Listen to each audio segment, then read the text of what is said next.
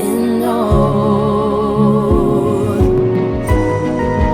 beauty lives in me. I know I don't yet know it, so I trust you when you say that beauty lives in me too.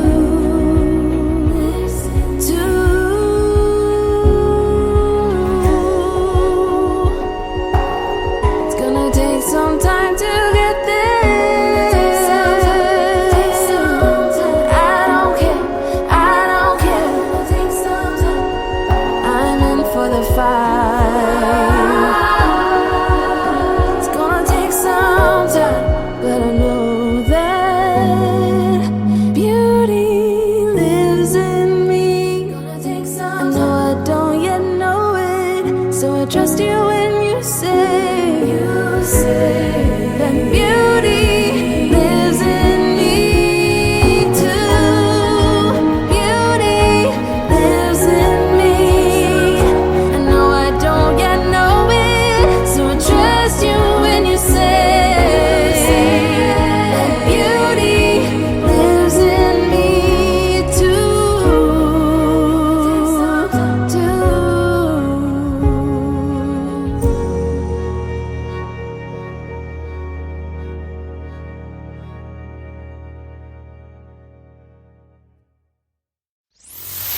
Ladies and gentlemen, you are listening to Life Well Lived by Omobola Stephen. It's an engaging and enlightening talk show on life, relationships, and the business of life. Grab a cup of juice and just chill. Life Well Lived by Omobola Stephen. Live life. Live fully. Thanks for tuning into our podcast. We love having you here, and it's our mission to bring you all the latest and greatest tips, skills, and know-how to make you the best that you can be. We know that you have it in you, and we're going to show you how. Now, let's get started.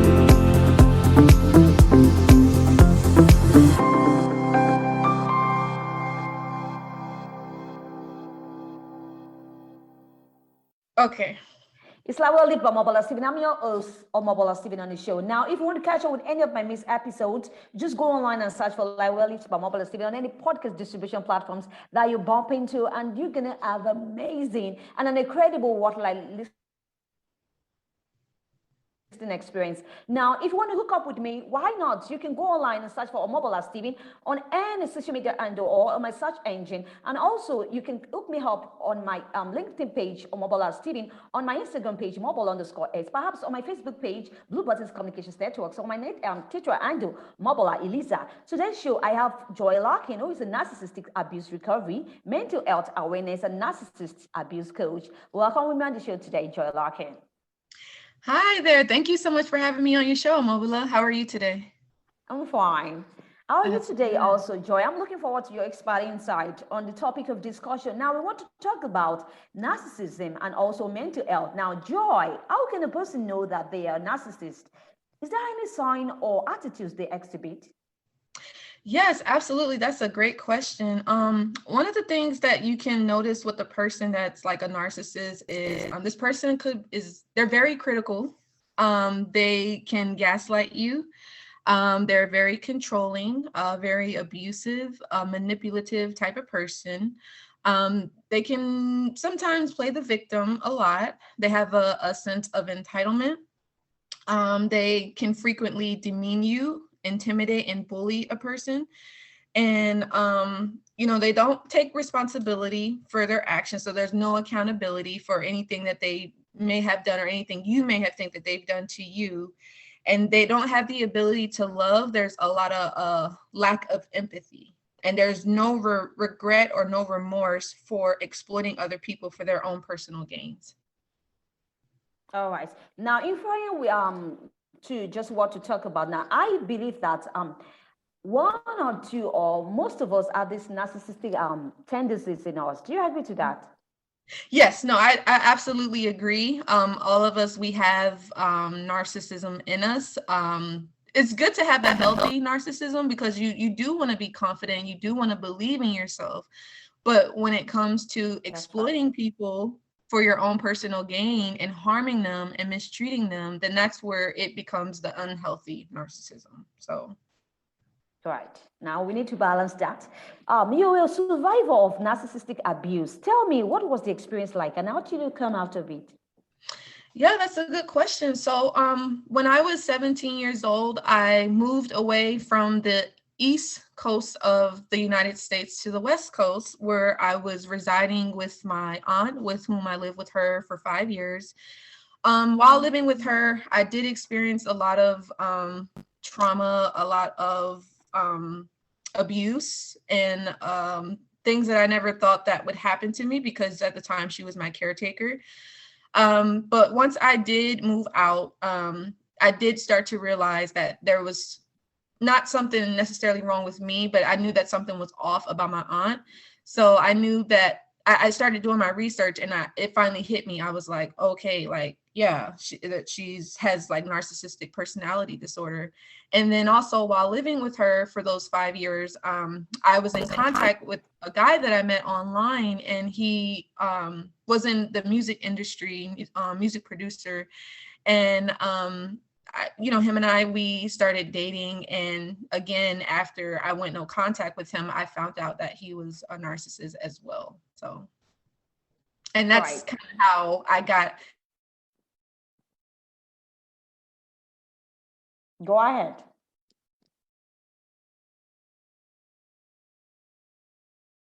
Joy? Hello, Joy. And just kind of keep moving forward and living my life to the best of my ability. Right. Now, talking about abuse, right? What exactly is narcissistic abuse, and what are some of the symptoms, right? Yeah, so a narcissistic abuse is just basically how the narcissist is treating you when they're interacting with you. So common narcissistic abuse is love bombing, which is in the beginning where they're nice to you and treating you well, putting you on a pedestal. And then after, they start to devalue you and be critical of you, and manipulation and crazy making and controlling and cunning, and basically trying to get their way. And then you have it to where they actually discard you. You're not good enough, or they just really make you feel like you're worthless, and you basically go, they give you the silent treatment. Sometimes if you're not complying to what they want you to do, they'll give you the silent treatment. They'll stonewall you, they'll ignore you, and that kind of stuff. And then they're emotionally abusive. So they're, again, controlling, they're jealous, making it seem like you're the crazy one, and gaslighting you, making it seem like what you saw did, or the things that you experienced didn't happen. So questioning your reality, making it seem like you didn't see or hear or feel those things that the narcissist did to you, So those are some experiences or symptoms of narcissistic abuse. All right. Now you talked about, getting online and, meeting a narcissistic person. I always believe in the law of attraction, right? We're always attracted to who we really are or what we've identified with while growing up, right? So your experience while dating this narcissist, what was it about? Do you like to share? Yeah, so while dating the narcissist? Okay. Sure. Yes. So the experience was, in the beginning, it was wonderful. I thought that he was someone that really cared about the progression of my life, and that he believed in my dreams and my goals. It was really, really nice in the beginning, and then I guess once he felt like I trusted him, and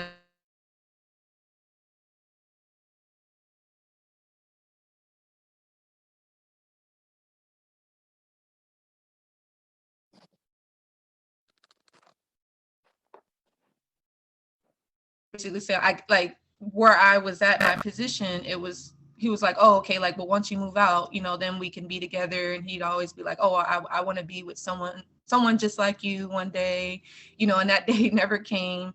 And, he knew about my aunt. I guess he probably knew that I don't know if he knew that she was a narcissist, but she was trying to come in between him and I, and he was like, yeah, I'm on your side and this and this and that. But in actuality, he was just trying to get full control over me, you know. But long story short, the reason why I decided to go no contact was because I found out he had a new supply. So basically another victim that he was already, you know, grooming and gonna have another person that he was gonna be with, but he was still trying to have me at the same time, you know what I mean? And so I just felt like that was unfair and that, you know, I deserved better. And then I went no contact. And after I went no contact, that's when things really kind of took off because, you know, I would be getting phone calls, people calling me private numbers, you know, I would pick up and the person would hang up. I had another instance where the person called me because I knew that narcissist was watching me. They stalk their victims, whether it's in person or on the internet, and they have their flying monkeys come, you know, and all that stuff and try to get you to come back and try to see how you're feeling and all that stuff. But anyway, the person, they called my phone because the narcissist had my number and asked for the narcissist as if we were together, which it was clear that we wasn't, but they asked for me. I'm sorry, they asked for the narcissist and I said, no, I don't know where that person is at because we're not together, you know. So the narcissist, I believe the narc was on the phone, but he just wanted a reaction out of me. So, but from that point on, I didn't contact the narc. From time to time, I was watching the social media because I was kind of confused. I didn't know why the person would go out of their way to hurt me, you know, and really, really just wanted to like kill my dreams. But yeah, that was pretty much how that situation went. But I have no contact with that person. So. Now you've moved on, right? Good. Yes, for ma'am. you. Yes, I have. Yeah, sure. Yes. Let's talk NPD, narcissistic personality disorder. What is it all about? And are there any treatments for such? Yeah, so it's basically, it's a person, they have an inflated sense of self-importance. So this is what a person is. This is their personality. So like this person is not going to change. And again, it's basically they have a sense of entitlement. They require constant attention, excessive admiration, and they expect it to be recognized as a superior without achievements. And, you know, they expect for people to idolize them and worship them. You know what I mean? And it's quite common in men, but you do have women that are narcissists as well. So yeah, that's pretty much what that's about. Right. Thank you, Joy. Now, talking about mental health, because I know you're mental health advocate, right? Mental health and narcissism, can living with a narcissist make you mentally ill? Yes, they can. Over time, if you are around a narcissist, they can make you mentally ill. They could actually turn you into a narcissist because narcissists like they see people around them as an extension of themselves. So however they're treating you, it rubs off on you. And so either you can become not like them, you say, hey, I don't want to be like this, or you will become just like them. But yeah, they can cause mental illnesses, yes. Right. As a coach, how do you help your clients get over mental health issues and narcissistic tendencies? I'm sorry, you kind of broke up. What did you say? All right. As a coach, right, how do you help your clients get over mental health issues and narcissistic tendencies? Yes, absolutely. So I actually work with my clients to help them to overcome narcissistic abuse and understand, you know, what are the signs, you know, when it comes to recognizing the narcissist, how to heal emotionally after dealing with a narcissist, and working through break patterns that we keep attracting the same type of people. You know, I try to see like, okay, well, why did you stay with that person? What was it that made you attracted to that individual person? And work through any, you know, childhood traumas, PTSD, CPTSD, work through those things, and just kind of like dive deep and